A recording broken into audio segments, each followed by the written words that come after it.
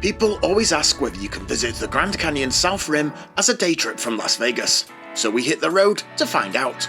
Through Hoover Dam, Route 66 and a desert windstorm, and here's what really happened on our trip. This drive gets suggested all the time and countless tour operators sell it as a simple day trip, but honestly, the South Rim is just too far.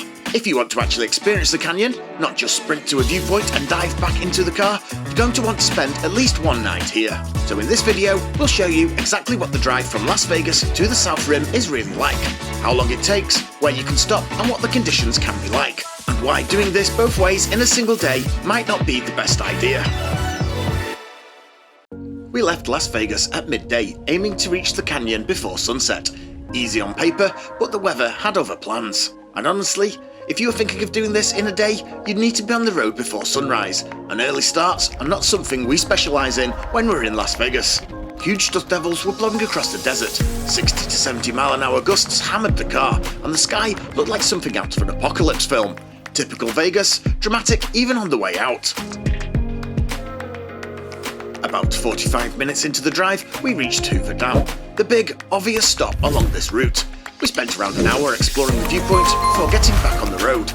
If you want a full deep dive on the dam, we've got a dedicated video on this, but for this journey, it was just a perfect leg stretch. From Hoover Dam, the landscape opens up into long, empty desert highways. It's straightforward driving, just very, very long. And the roads out here, let's just say they're not winning any awards. We're heading to the Grand Canyon, but at times we felt like we were driving over it. These are major interstate highways, and some sections are literally falling apart. The weather didn't help either. The wind was still wild in places, and the scenery kept shifting as we climbed higher into Arizona. This is the moment you realise just how big the American Southwest really is.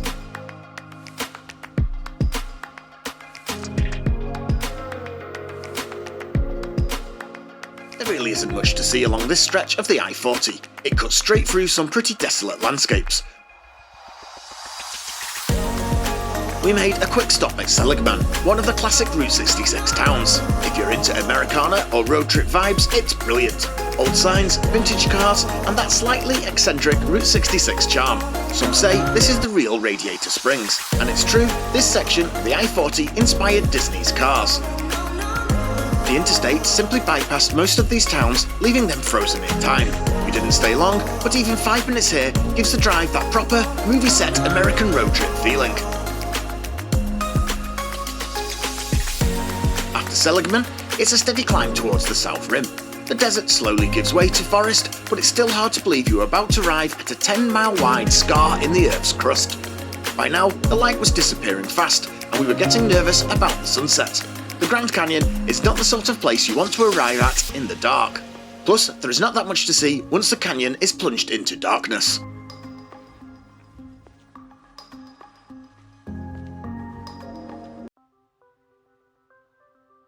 We reached the canyon at 7 PM, with sunset at 7:30, right on the edge of making it. However, the canyon was shrouded in some pretty heavy cloud. Even with the cloud cover, Mather Point looked incredible in that last half hour of light.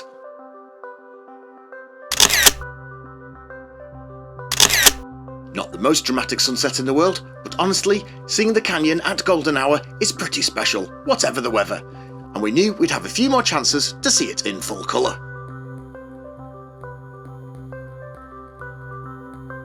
Once the sun dipped behind the rim, we headed to the Yavapai Lodge to check in. It's simple, clean, and the location is unbeatable. You're already inside the national park, which means you could be back on the rim within minutes. We grabbed dinner at the tavern and called it a night, with a big day ahead tomorrow. And that's the drive from Las Vegas to the Grand Canyon South Rim. In total, it took us over 7 hours, and we barely stopped. By the time we checked in and grabbed dinner, we were absolutely exhausted. Could you turn around and drive all the way back to Vegas now? Technically, yes. Realistically, that would be completely reckless. So here's our honest verdict. If you want a quick look at the canyon, the West Rim is the day trip option. However, that is always slightly disappointing. But if you want the real Grand Canyon, the viewpoints, the trails, the overall scale of the place, stay at least one night. That's exactly why we built this into a much bigger road trip, because for us, the Grand Canyon is just the beginning. We were heading super deep into the southwest, hiking into the canyon, crossing Utah's national parks, chasing desert sunsets, and exploring some of the most incredible landscapes in America. But first, tomorrow we take on the South Kaibab Trail right down into the canyon itself. So make sure you like and subscribe and join us as this road trip really starts to take shape.